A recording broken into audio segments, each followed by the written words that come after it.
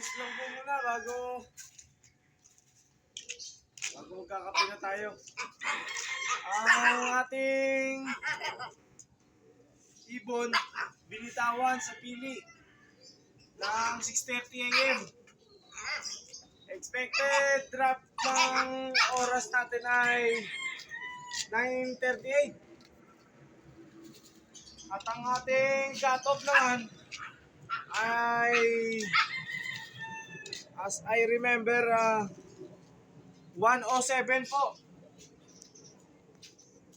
Mukhang smash yan to, itong araw na to. Napakadilim ng ulap. 9:48. Ha? 9:48. Sorry, malabo mata ni Daddy. 9:48 ang ang expected na meron tayo magpapadrop ng ibon. Pwedeng mas mababa dyan kasi hindi natin masabi ang speed ng ibon. Pag tailwind, mas maganda. Mas mapapadali ang uwi ng ibon. Nakakatakot ang kalangitan. Napakadilim.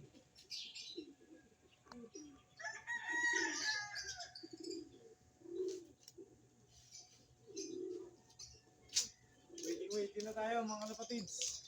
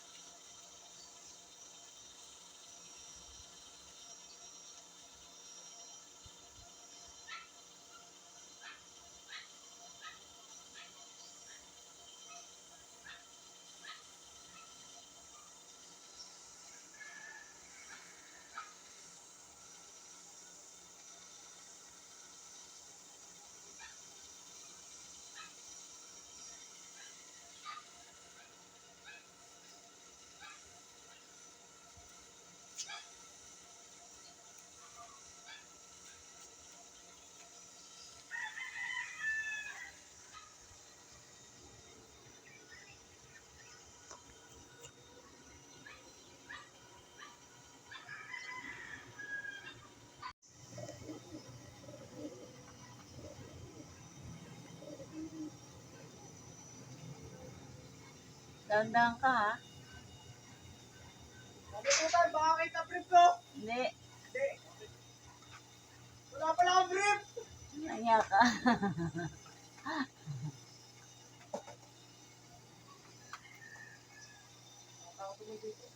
Dahan-dahan ka. Makahulog ka na naman.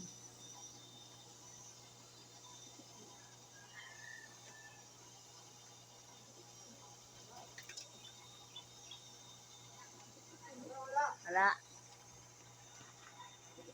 Baka tumukod lang yun. Okay, baba na. Hangin. Ano ba ito hangin? Oh.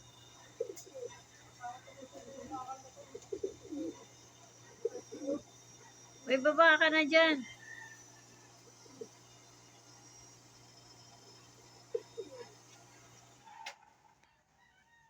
Nakatakot? Baba na, dahan-dahan.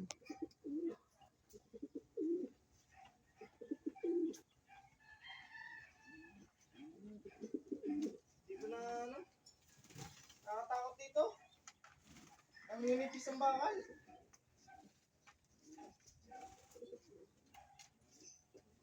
Nakatakot. Manipis ang bakal, no? Sa larangan ng karera, tumapang ako umakyat.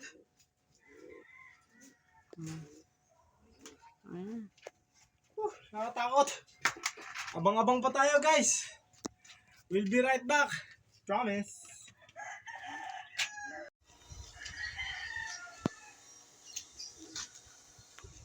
Lumiwanag ng ulap, mga kalapatids. Favor na to sa mga ibon na pauwian. Kasi pag makulimlim, mababa lipad nila. Hindi sila nasagad. Pag ganitong kaliwanag ang ulap, sumasagad sila sa ulap. Kaya ang kanilang sight, nasa baba lang. Mataas, pero mababa ang nasa baba ang tingin nila. Pagka maulap, kalaban ng ibon natin yan. Yung pag-akit ko kanina, wow, ang ganda ng palipad nito. Isang grupo to. Kaya ba ako na ng zoom? Pauwian to siguro. Ayun, ayun. Nasa 9 na piraso. Ang taas. Yun ang Ito. Hindi makita. Silaw ako. Ano? Sa tingin ko, tos. Paikot-ikot eh.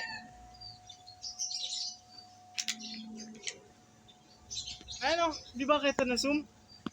Ay, nakasumay. No. 9 na piraso. Paikot-ikot. Siguro tos lang to.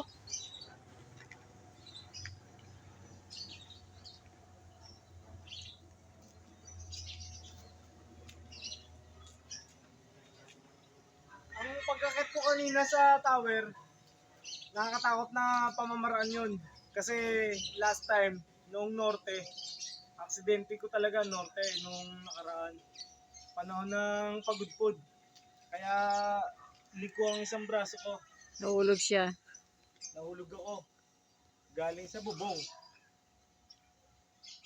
Pero swerte ko, nagbibideo pa ako ngayon. Back to you guys, mamaya konti. Cut muna tayo kasi talagang abangan tayo ngayon. Nakaka-nervyos. Kahit matagal na ako naglalaro, nakabahan pa rin ako. Pati ako.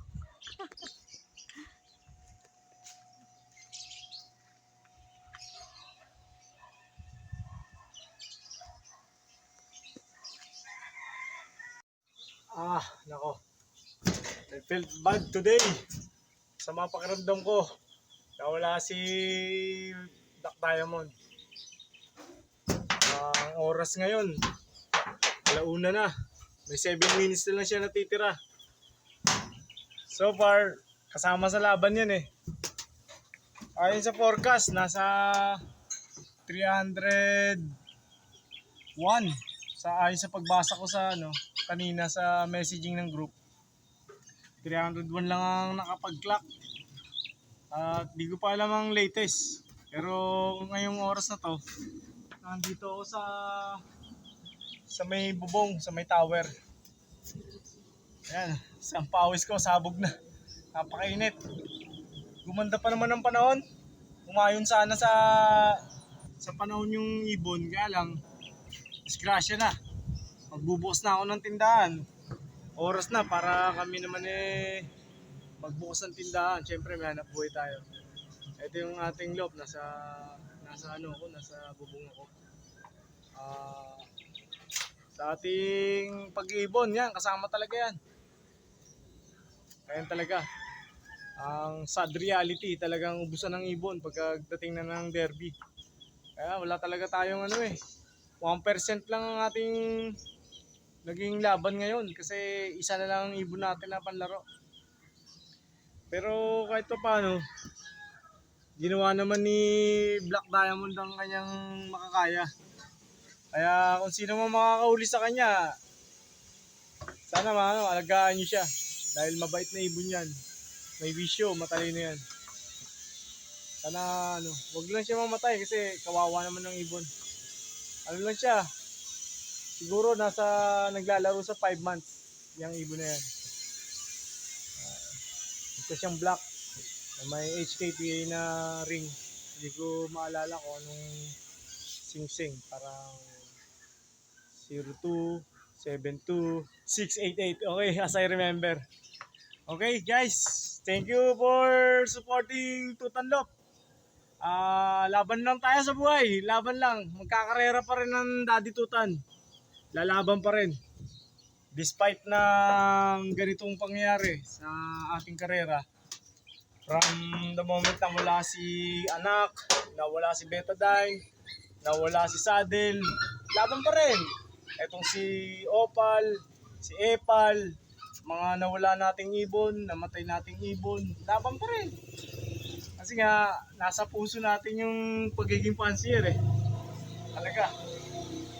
Meron talagang buhay. Kasama sa ating napuntang larangan yun eh. Ang ating tahimik ang loob natin ngayon kasi dinaanan ako ng masamang biro ng pagkakasakit ng mga ibon. 23 na ang nalagas. Malalaki na sila. Sa 23 na yon, 12 ang panlaro natin sa norte. Wala na. Wala tayong pag-asa sa norte. Siguro mailalaro ko mga 3. Wala pang 5. Bahala na. Baka madukot ko yung ibang mga old-timer natin. Pero siguro baka hindi na rin. Anyway guys, thank you so much. Keep supporting Tutan Loop. Mabuhay tayo ng malaya. Mangarap lang tayo ng mangarap at libre yan. Thank you guys. CFL family, congrats sa mga nakapagpauwi. Thank you so much.